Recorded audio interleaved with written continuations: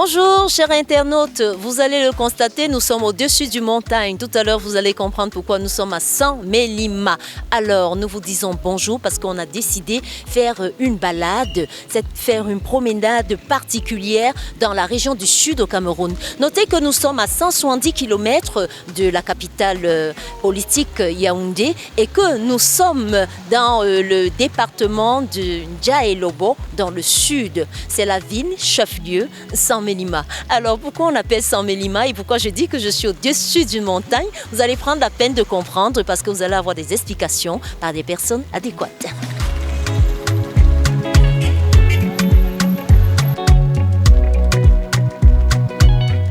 Par rapport à l'histoire de Saint-Mélima, d'abord étymologiquement, il y a plusieurs versions, il y a plusieurs légendes, si je peux m'exprimer ici. Il y a cette légende qui voudrait que lorsque les Allemands arrivent ici, à Saint-Mélima, qui est un lieu de passage pour les Allemands venant du côté de l'Est, parce que Lommié était un centre beaucoup plus important pour les Allemands, et pour aller vers Kribi, ils passaient par Djoum, qu'on appelait à l'époque Akwafem, et Saint-Mélima se trouvait être, n'est-ce pas, un lieu de passage où quand ils étaient fatigués, ils pouvaient se reposer. Et puis quand l'idée leur est venue de faire de Saint-Mélima non seulement un poste de repos, mais également un district, comme ils appelaient en allemand, ils ont décidé donc de commencer à défricher. Mais je voudrais vous dire qu'avant de défricher Saint-Mélima, il y a à 2 encablures d'ici, sur la route de Yaoundé, un village qu'on appelle Etunelinga. C'est par là que les Allemands vont d'abord s'installer. Et il y aura donc un mât pour dresser le drapeau allemand. Et ce drapeau va se casser. Voilà pourquoi le village se prénomme Etunelinga. Or, les Allemands aimaient les hauteurs. La première légende voudrait qu'en débroussaillant, ils auraient donc...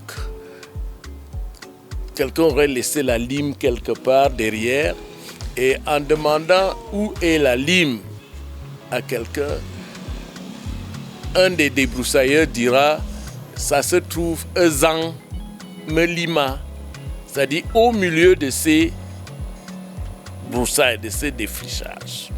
Et l'allemand, dit-on, croyant que c'était le lieu de l'espace, de l'endroit où se trouvait, va donc penser que c'est Saint-Mélima. Et ça, c'est une première légende. La deuxième légende, celle que je tiens de mon feu père, qui a quand même vécu 100 ans avant de mourir, c'est que cet endroit, certes, qui appartenait au Yekombo, il y avait également des habitants de l'Est, les Mekai, qui habitaient. Et il se trouvait qu'il y avait un Mekai du nom de Alima, qui était un forgeron, parce que c'est vrai, au sud, on a beaucoup travaillé le fer. Et plus tard, on va découvrir, en débroussaillant donc, l'ancienne forge de Alima. Et la forge en boulou, c'est Zan. Quand le blanc va demander c'est quoi ça, on va dire Zan Alima. Tu vois, ça veut dire donc, là aussi nous avons l'étymologie de Saint-Mélima.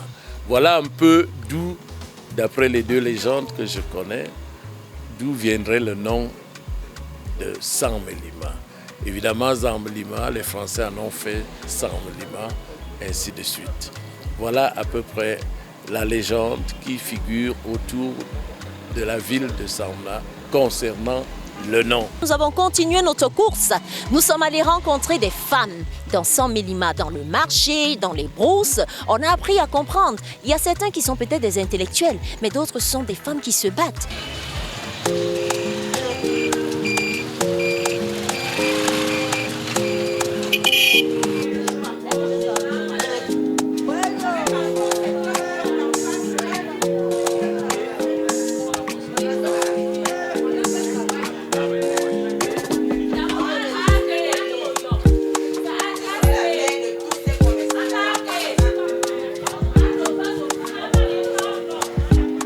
a le poisson d'eau douce et le plantain. Je n'ai pas eu la viande douce aujourd'hui. Je vendais d'abord les harengs. Après, j'avais un peu d'argent. On m'a dit qu'il y a une maison ouverte là. Je me suis levée, je suis venue voir l'emplacement. Et j'ai vu la dame qui avait cette maison. Nous nous sommes tombés d'accord. Et elle m'a donné la maison. C'est là où j'ai commencé à préparer. J'ai résolu les problèmes à moitié. Bon, et je m'en sors aussi parce que je lève mes enfants avec. Je loue ma maison. Je ne fais pas trop de choses que les petites filles font dehors. Donc je suis contente de faire ce que je fais là.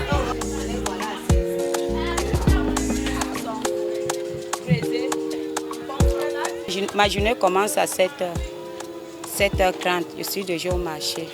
Je commence à chercher la viande douce, le poisson d'eau douce, n'importe quelle viande. Donc je prépare ici là.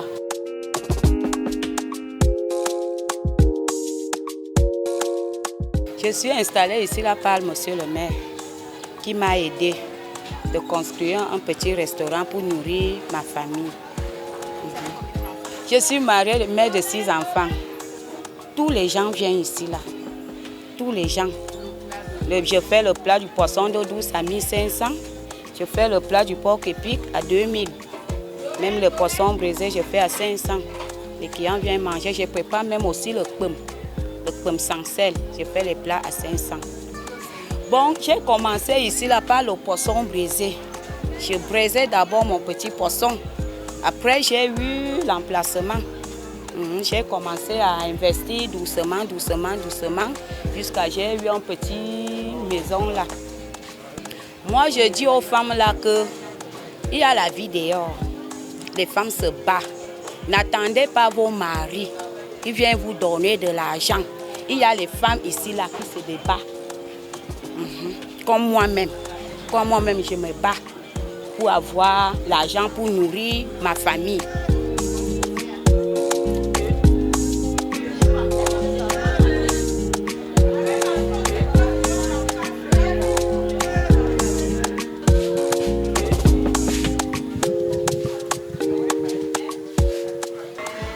La femme d'ici se bat pour vivre et nourrir sa famille et ses enfants. Donc, c'est pour dire que, grande ou petite, jeune ou vieille, ça n'importe qui se bat pour trouver son pain quotidien. Pour le moment, on n'a pas encore assez de formation, comme vous le demandez, mais nous-mêmes, nous réfléchissons que non, j'ai une famille, j'ai des enfants, j'ai une maman, j'ai la famille. Je dois me battre. Ce n'est pas tous les jours que quelqu'un va te donner.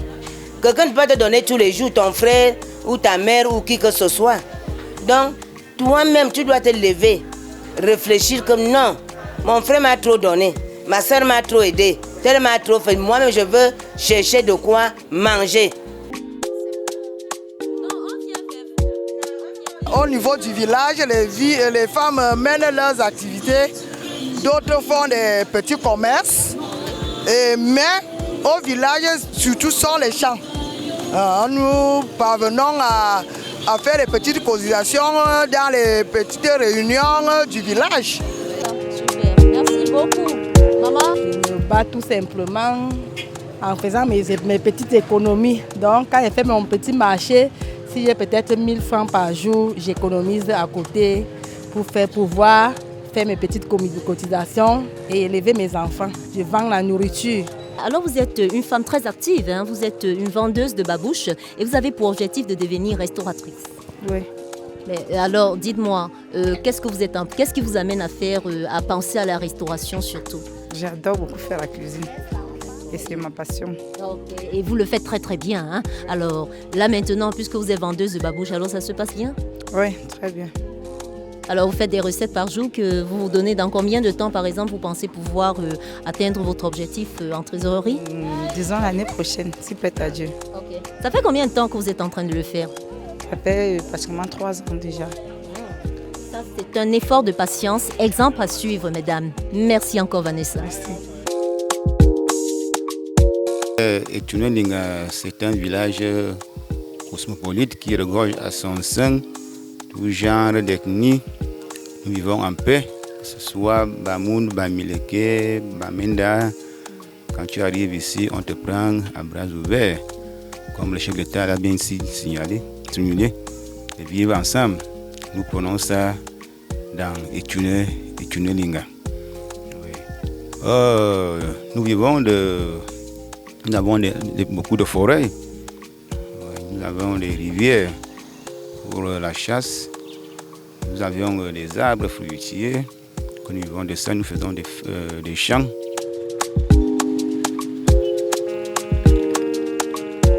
Chers internautes, nous allons vous dire au revoir. C'était vraiment une vraie balade et une balade de découverte et très intelligente dans une ville que nous nommons Saint-Mélima au Cameroun. Mais nous n'allons pas partir sans vous raconter encore une dernière histoire. Comme vous le voyez, ceci est ce qu'on appelle le demi-drapeau. C'est un endroit tout à fait exceptionnel. Plusieurs Allemands reviennent ici pour découvrir le lieu parce que c'est un lieu où eux, ils installaient leur drapeau à l'époque.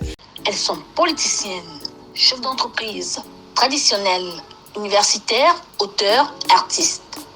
Toutes sont des ailes du pouvoir. Comment en sont-elles arrivées là?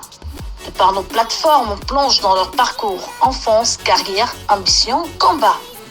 Leur inspiration, mais aussi leur peur. En ces moments où le monde connaît une mobilisation sans précédent pour l'égalité, elles ont accepté de raconter leur expérience de filles, de femmes, de mères à Adipoutou et puis Ardachat parfait de Kafo.